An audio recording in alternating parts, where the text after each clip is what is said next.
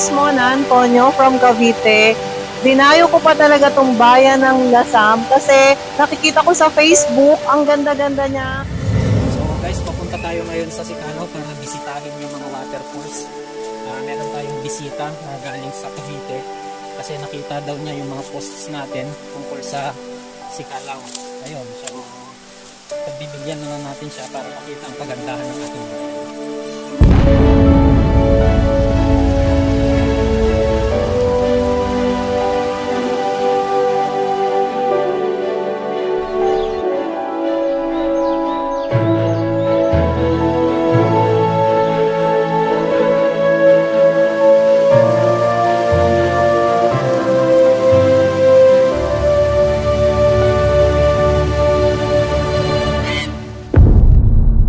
Ito ang Sicalao, ang huling paraiso sa bayan ng Lasam.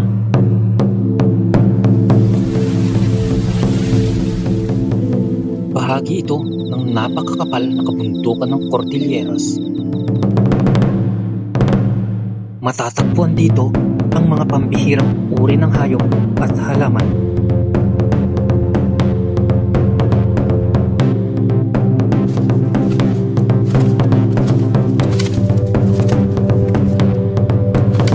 Isang bahay ang aming narating sa gitna ng kagubatan.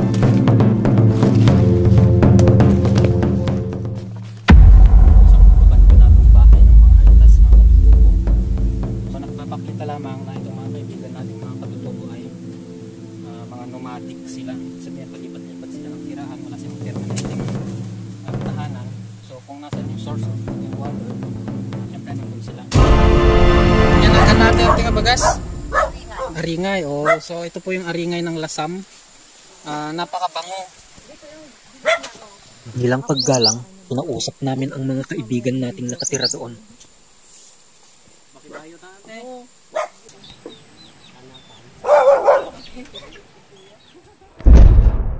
Alaunan, kami nagpaalam na upang ituloy ang aming paglalakbay.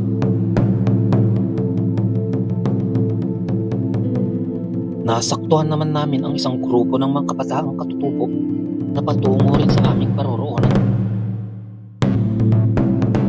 At sumabay na rin kami sa kanilang grupo.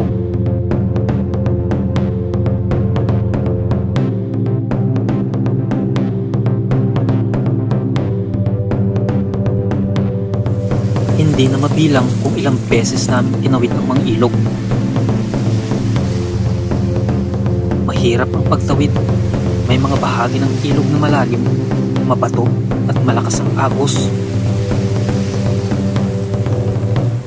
Gayunpaman, kamangha-mangha ang mga tanawin na aming nasaksihan sa kagubatan ng Sicalao.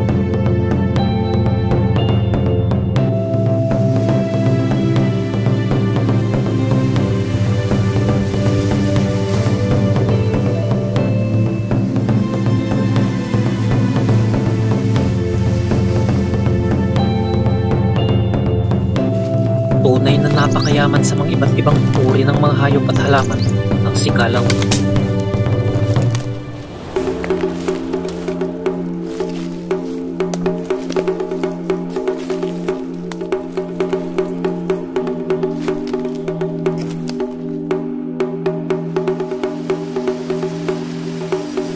Marami ang nagtatanong, bakit ba natin ginagawa ang mga bagay na ito?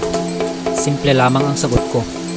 Ang mga pambihirang mga bagay kasi ang nakakapagpaligaya sa atin na kailanman ay hindi natutumbasan ng napakaraming salapi.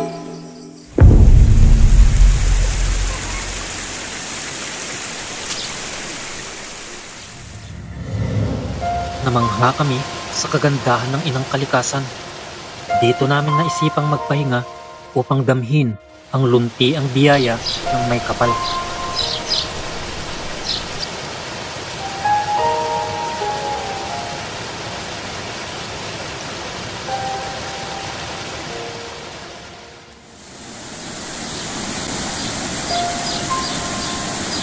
Ngunit sadyang may panganib sa bawat yugto ng paglalakbay.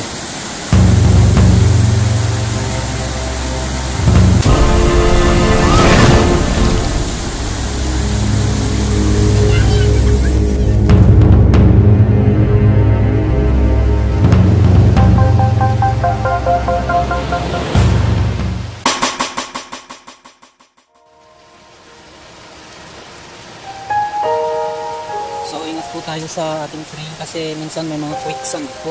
Nalalalim na pumunoy. Swerte mo na lang pag mabuhay ka o kaya may tao na nakakita sa'yo. So huwag kayo basta-basta maglalakad sa mga lupa. Ang mga nilalang tulad nito ay isang patunay sa kagitingan ng kalikasan.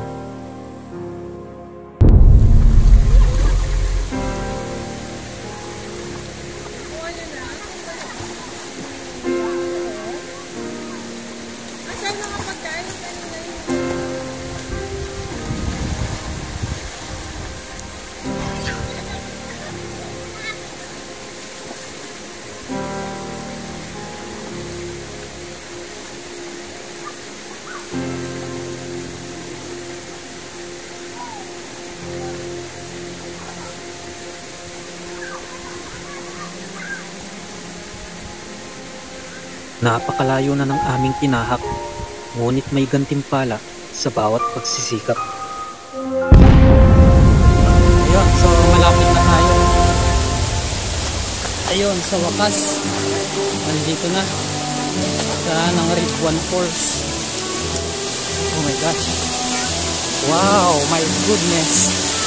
Wow, ang ganda.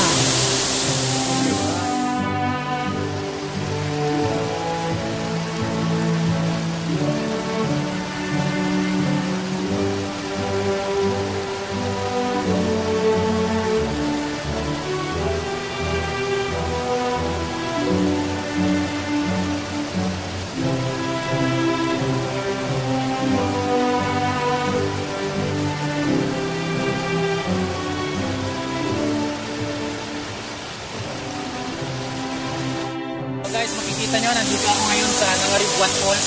Isa ito sa tatlong waterfalls na malapit dito sa Sikalao. Although itong Nangariguan Falls is malayo na to, ito na yung pinakamalapit. Promise, ang ganda. Ayan, ang ganda-ganda. Ilang ilog, ilang sapa, ilang kabundukan yung tinawid namin. Pero sulit. Sasama pa ako ng mga kaibigan ko. Kaya pasyalan nyo rin tong bayan ng Lasam at puntahan nyo tong waterfalls na napakaganda. Ang sarap ng tubig, ang sarap maligo. Pasyalan nyo to, hindi kayo magsisisi kahit 3 hours kayo mag-trekking.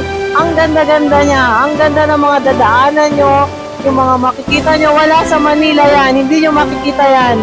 Walang bayad dito, all are green sa paligid niya. Ang ganda-ganda, para kang nasa paradise. So, ang ganda ng place, kaya babalik-balikan ko to. Magdadala pa ako ng mga kaibigan ko na gustong makakita ng ganitong places. Kaya, sa susunod, pagbalik ko, hindi lang ako mag-isa.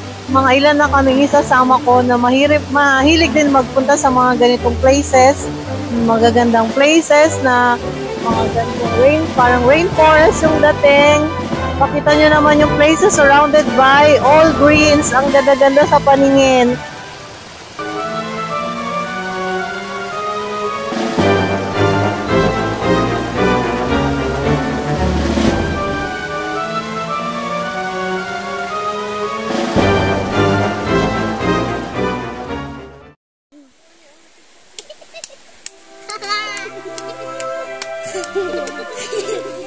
Natay data si Bibiyag.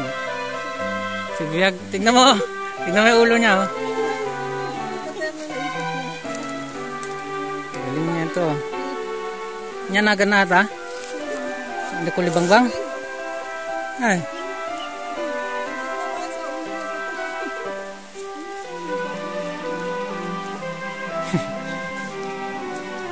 Nyata si dampak pa ko. Nalaing kaglangoy? Na? Aba nagsingkutan. Ayan o. So mayaman din ang katubigan ng Sikalao sa tinatawag nating bukasit o kaya agurong. Yan, itong agurong na to, bukasit, kinukuha lang dito sa ilog. Nakakatuwa lang minsan ang maging bata. Napakadali lang sa kanila ang maging maligaya. Sana ganyan tayo. Marunong makontento sa simpleng mga bagay.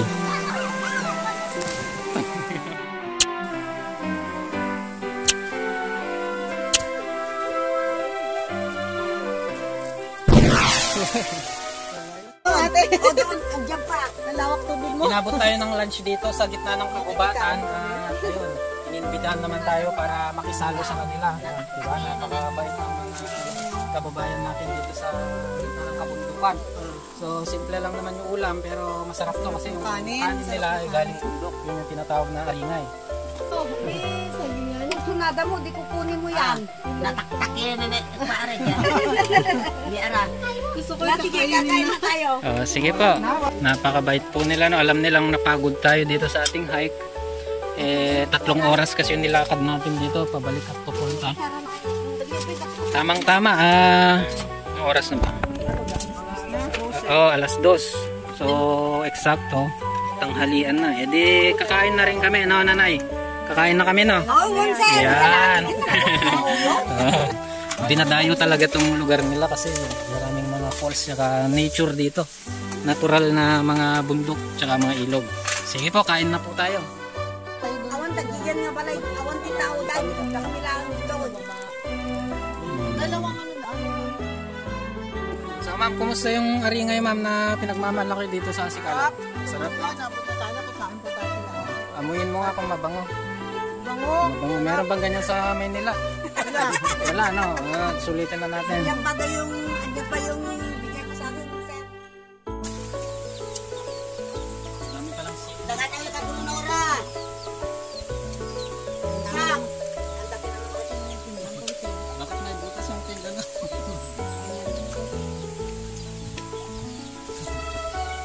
Jong, dagan ang lakadunora. Aringay, ito yung pinagmamalaki ng Sikala. Sabi, walang aringay sa labas. Pati balaki na wala.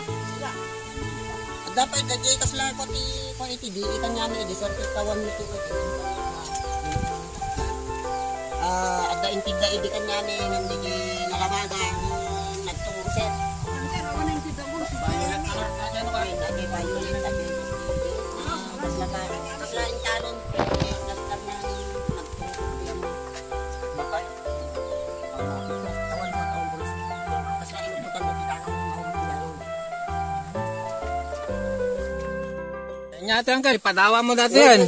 Opo, nag-iimasan tayo aringa yan. O, yan ha. O, diba? talaga naka-video na eh. Huwag po kayong... Pagtong ko na natin sa predo, gano'n mo nabantot. Tama na yan. Ayan ha. Bibigyan daw nila ako ng isang sakong bigas, pero ayoko. Kasi hindi ko mabuhat. Ayan, tingnan mo. Yan yun, binaybayo ko kanina. Nagyaman kami ante talagang ito, mga kababayan ko itong mga to. Diba? Napaka-friendly nila sa mga turista. Yan. Salamat po. Ayun, so bilang pasasalamat sa atin ng mga kaibigan nating mga Aitas na nabaunan tayo ng mga memorabilia. Ito yung mga bungo ng isang unggoy. Skeleton ng unggoy. Itong skull ng isang unggoy.